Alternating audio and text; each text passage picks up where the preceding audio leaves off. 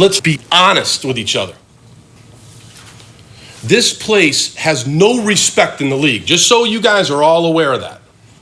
This organization is 96 and 126, 30 games below 500.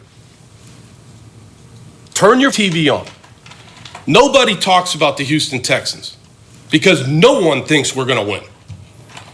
And the disrespect that they show our quarterbacks, I'm tired of that too. Because both those kids can play. They just need a chance, and one of them's going to get it. All right? Enough is enough. Every player that's out there, all 90 players, are players that I wanted for the 2015 season. When you fucking guys show up to practice tomorrow, they better be ready to fucking go.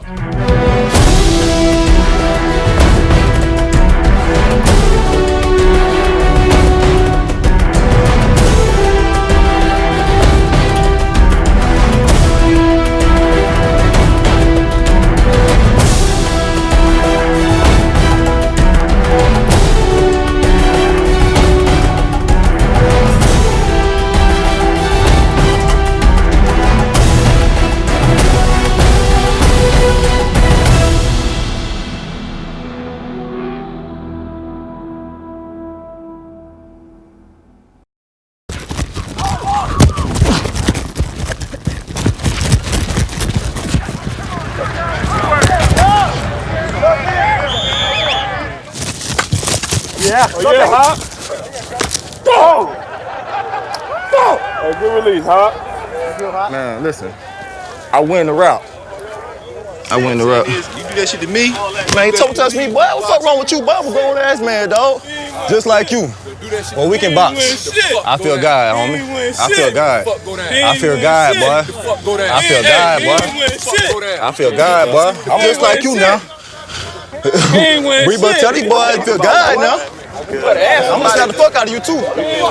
Watch. Before somebody touching me after the play is over and talking about what they're gonna do to me, coach, that's not gonna. Hey, it's not worth talking. I know. Okay? So let's come over here. Let's come over here. They're about to get you riled up.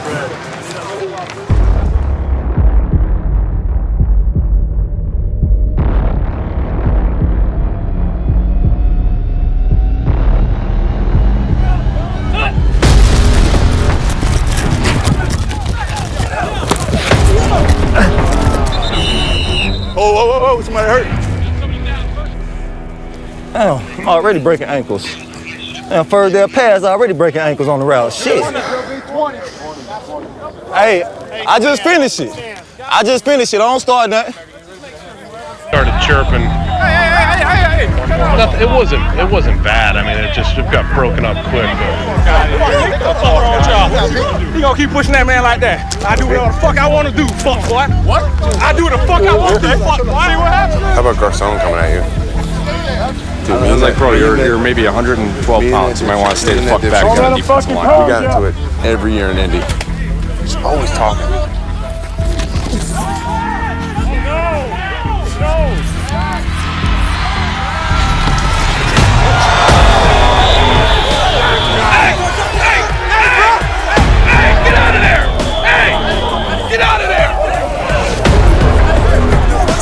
Houston, hey, get on the side. Hey, Houston, get on that sideline.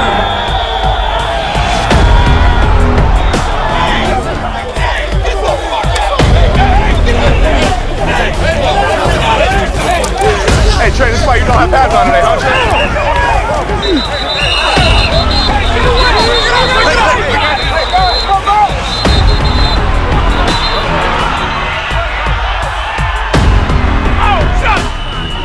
I said yesterday he tried to run the man over. What you expect him to do? Let's get the fuck out of Richmond.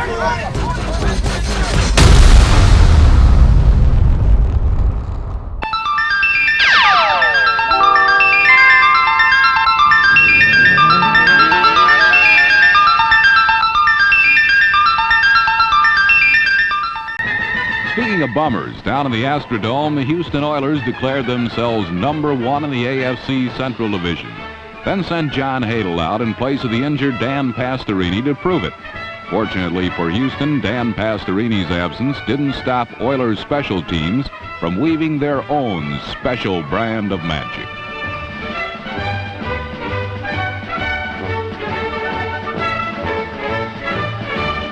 Number 84 is Billy Johnson, adding another chapter to a story that's becoming all too familiar to Houston Oiler opponents.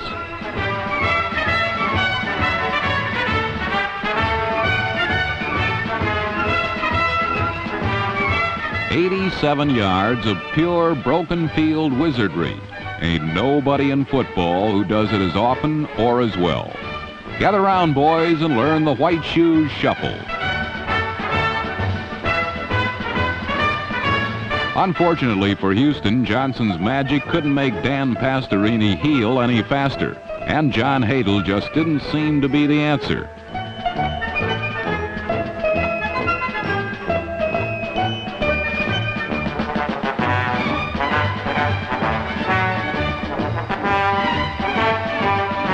Clarence Scott carried it back 49 yards, wiping out Billy Johnson's splendid effort and giving Cleveland the lead. Sensing trouble, Bum Phillips sent out Dan Pastorini to stem the tide.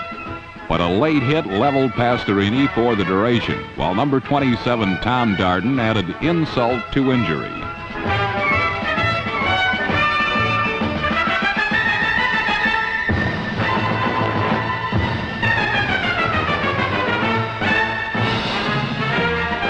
Re-enter John Hadel, this time disguised as a mild-mannered placement holder. But once in the open field, he powered goalward like a mild-mannered placement holder.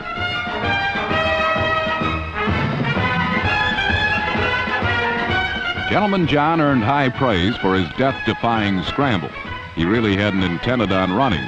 However, his lumbering effort kept Houston in the game. But Brian Sipe and the Browns have grown up a bit this season. This is a dogged, persistent Cleveland Brown team, a team that's earned league-wide respect for its solid showing in the season's first 4 weeks. The lead changed hands often, but despite the absence of Greg Pruitt, the Browns didn't allow the strong Oiler defense to put them away. Late in period 4, they drove 54 yards to the Oiler 13, consuming the clock as they went. Then, needing a field goal to win, the Browns sent out Don Cockcroft. They don't make kickers any more dependable.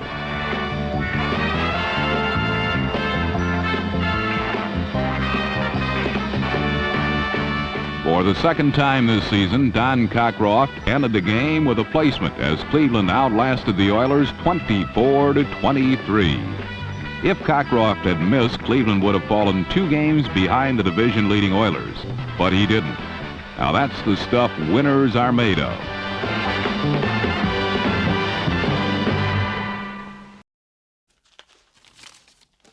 About serious?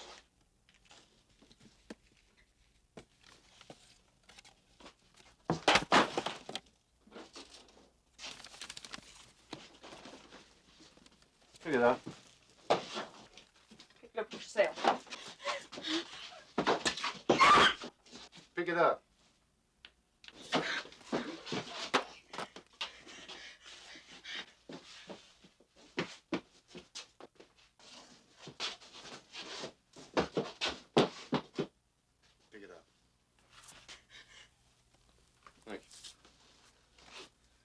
Fix me something to eat.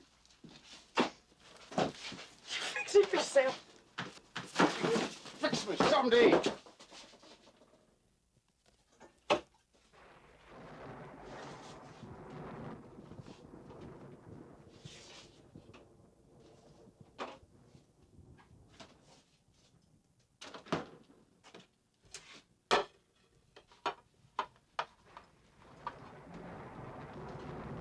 Storm.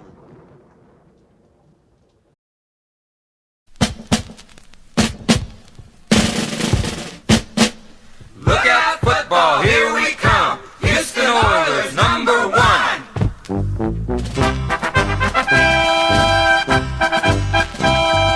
Houston has the Oilers, the greatest football team.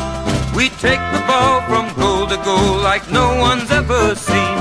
We're in the air, we're on the ground, always in control. And fucking Super Bowl, 'cause we're the Houston Oilers. Houston Oilers. Houston Oilers #1. Yes, we're the Houston Oilers. Houston Oilers. Houston Oilers #1.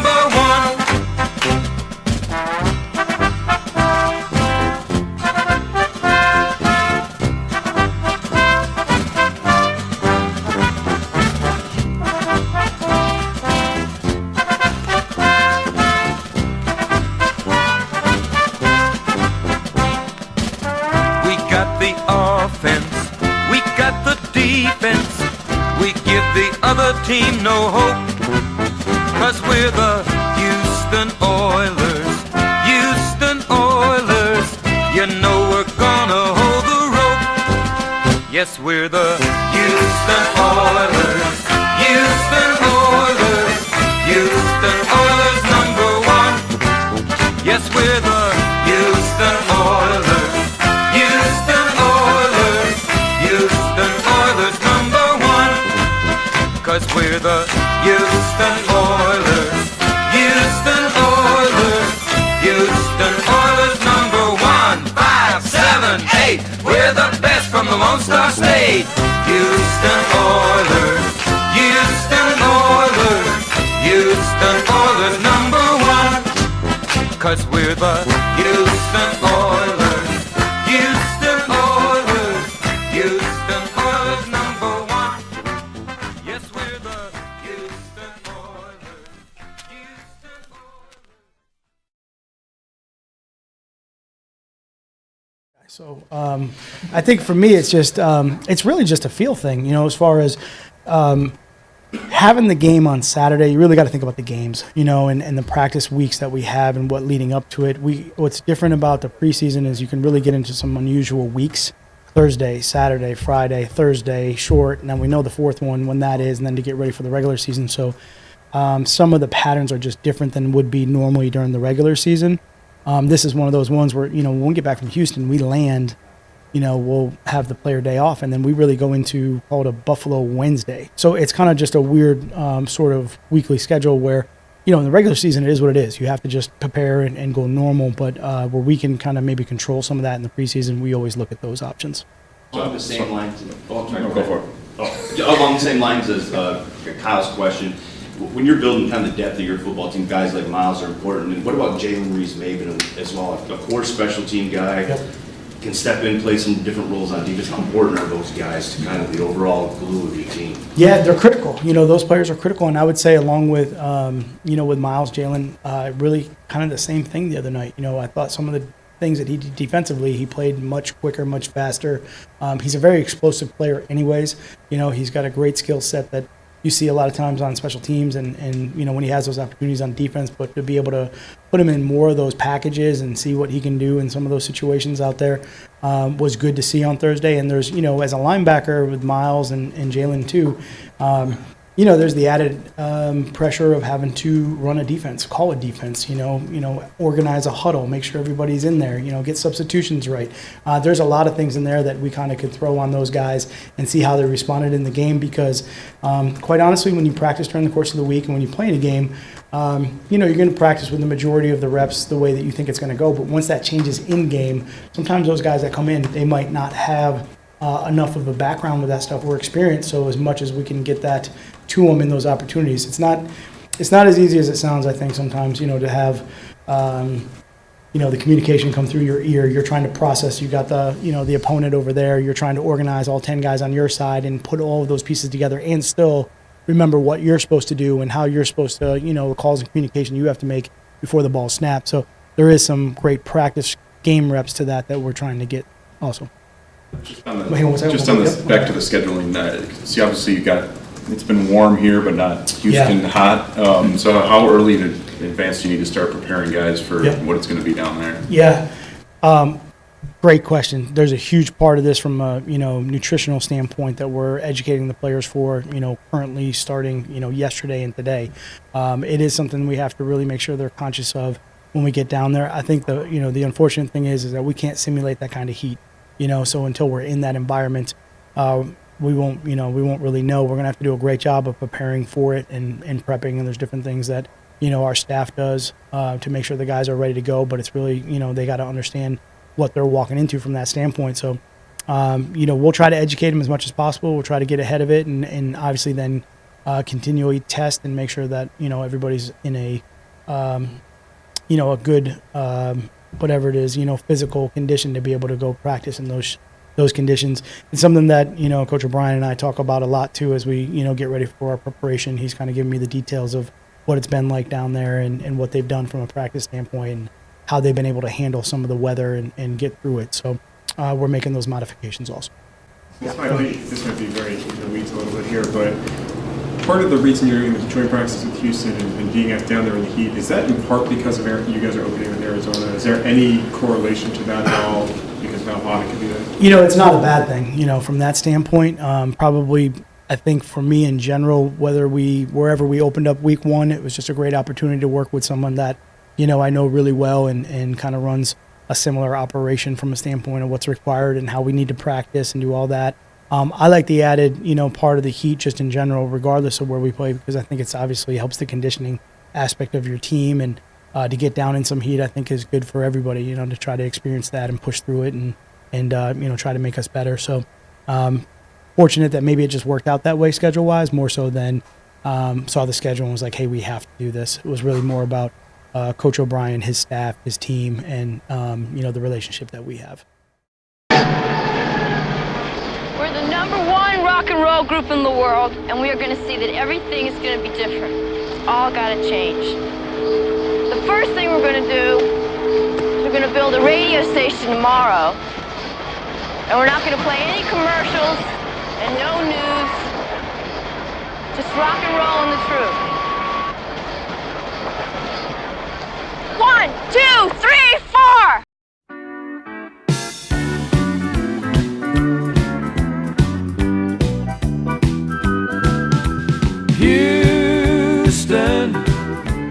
Houston means that I'm one day closer to you. Oh, honey, Houston. Houston means the last day of the tour and we're through. Well, honey, you and God in heaven above know I love what I do. For a living I do. Oh, but Houston means that I'm one day closer to you. Yeah, singing at the world's biggest rodeo show was a great time for me and the guys. Oh, but when I'm away from you, honey, time always never flies. And sleeping all alone in that holiday hotel show makes a cowboy blue. But here I am in Houston and I'm one day closer to you. Houston means that I'm one day closer to you. Oh, honey, Houston means the last day of the tour we're through. Well, honey, you and God in heaven above know I love what I do. For a living I do. Oh, but Houston means that I'm one day closer to you. Yeah, honey, Houston means that I'm one day closer to you.